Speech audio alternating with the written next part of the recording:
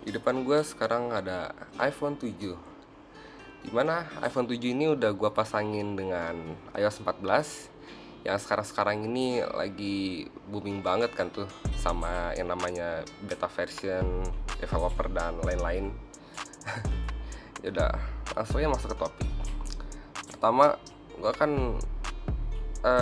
react sedikit tentang tampilan interface barunya. Sebetulnya sih ini nggak terlalu banyak yang berubah ya, cuman mungkin ada beberapa widget yang ditambahkan sama Apple sendiri, kayak ini contohnya nih yang featured phone, terus ada mode calendar, battery percentage, sama ada stocks. Di pojok kiri ada deretan widget kayak contohnya nih yang udah gua taro, terus ada screen time, WhatsApp, dan juga lagi di pojok kanan itu ada app library, di mana aplikasi ini sama iOS 14 tuh udah di kayak kategorikan gitu kali ya. Kayak ini ada suggestion, recently added, social, productivity, utilities, entertainment, dan lain-lainnya. Masuk aja lagi ke yang pertama, settings dulu deh. Untuk settings semuanya seperti normal dan kayak biasa aja. General, mungkin about-nya ya jelas pasti berubah kan ya. Terus mungkin software update-nya udah masuk di updatean terakhir yaitu iOS 14. Cuman yang kayak gue bilang tadi, ini tuh masih beta version. Masuk lagi ke display masih sama, masih ada appearance light dan juga dark mode-nya. Ya kurang lebih sih sama aja ya. Terus menu baterainya, battery health, iPhone gue udah 94%. Dan kali ini yang berbeda ada di pengaturan aplikasinya.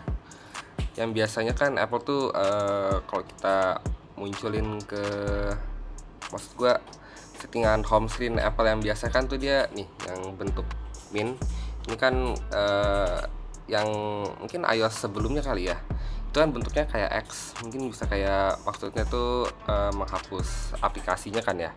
Ini kan yang di iOS 14 ini sekarang semua itu berbentuk minus, dimana mungkin kalau gue pencet ini ya, kontak contoh, dia bakal muncul notifikasi seperti ini.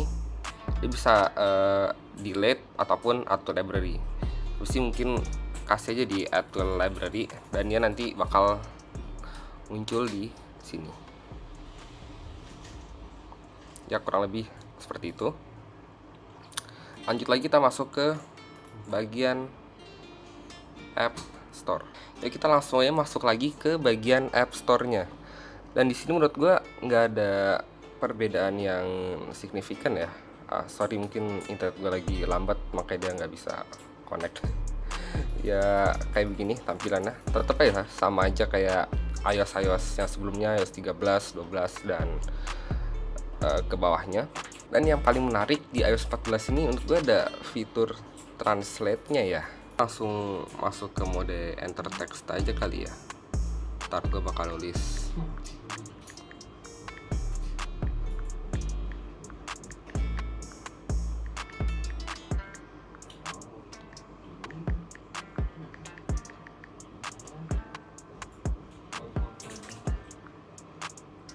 kita langsung deh dari English ke bahasa Spanyol. Coba tes suaranya aja ya. Ntar gue gedein dulu ya, sedikit. Fuiste al hotel anoche.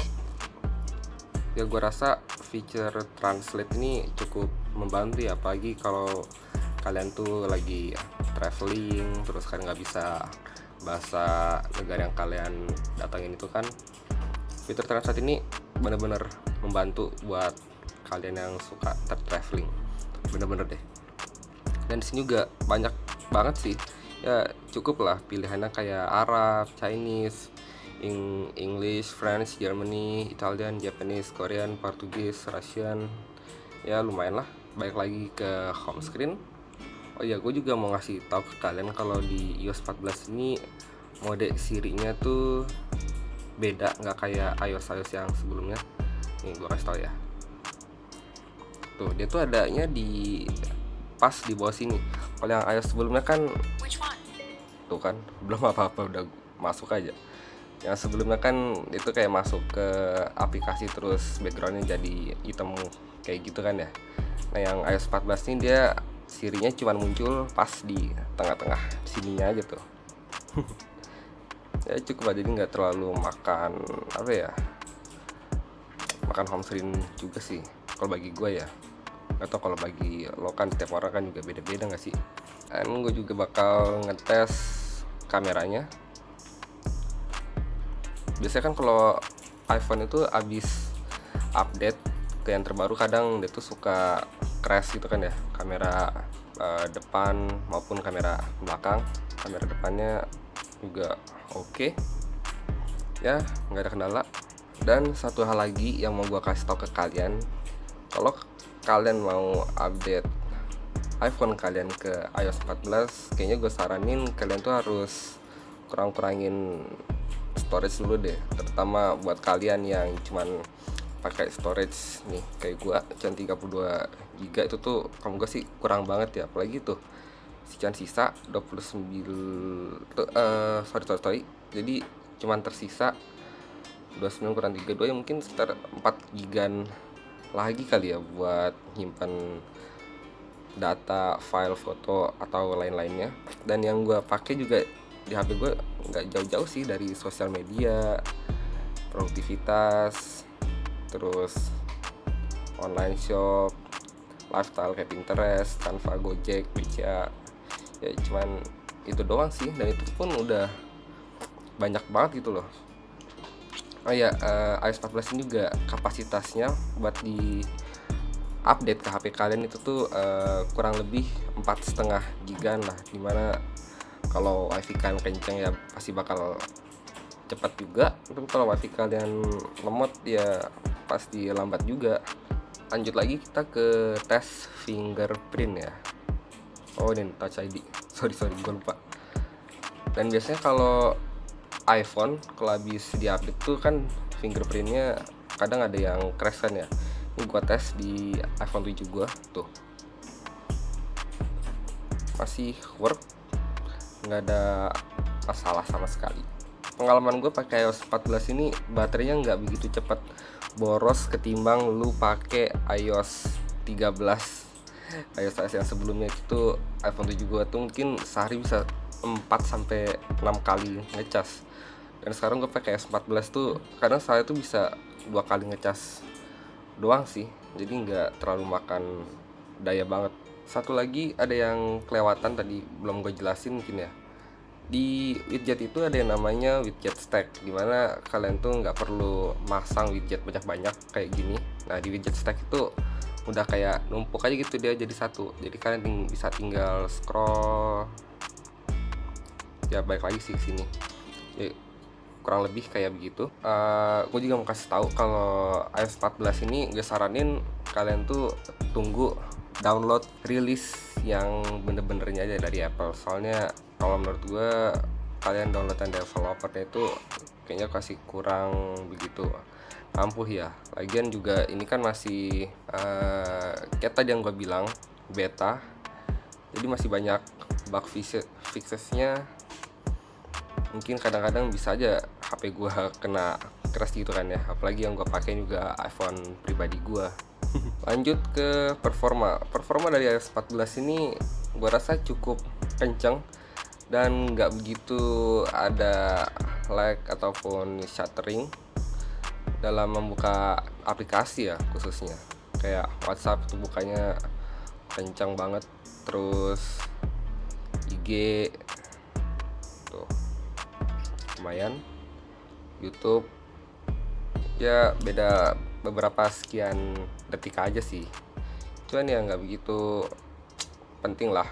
Ke tampilan wallpaper yang disediakan iOS 14 ini cuman satu aja sih, tapi dalam 3 warna dan 3 elemen yang berbeda ya. Nih, tuh.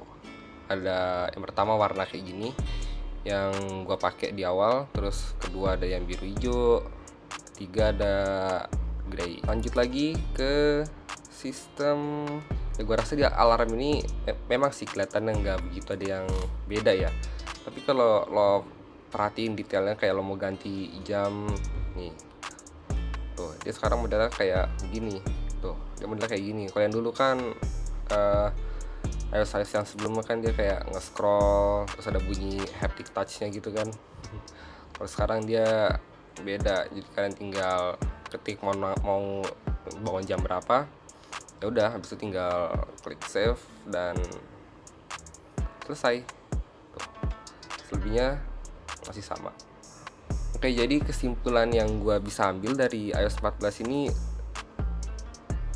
gimana ya, pengalaman gua make sih enak, terus nggak begitu ribet, cuman ya rada penuh aja sih di home screen gua. Tapi ya buat ngurangin solusinya biar home screen kalian tuh nggak penuh tuh, kalian bisa sih kayak tadi tuh yang home screen editor, bisa kalian kurangin terus masukin library tuh kan, jadi berkurang kan, otomatis lebih ringkes dong. Oh iya, satu lagi, kalau kalian mau mindahin widgetnya, kalian tuh nggak bisa loh masukin ke tengah-tengahnya gitu. Jadi kayak dikasih batas per dua aplikasi ya.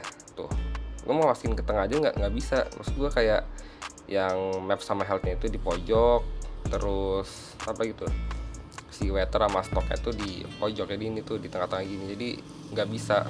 Mungkin Apple emang udah kasih model iOS 14 kayak gini kali ya, jadi nggak dikasih sekat gitu di tengah-tengahnya. Ya udah, mungkin sekian aja buat review iOS 14 kali ini. Thanks banget buat udah nonton, jangan lupa di like, comment, and subscribe.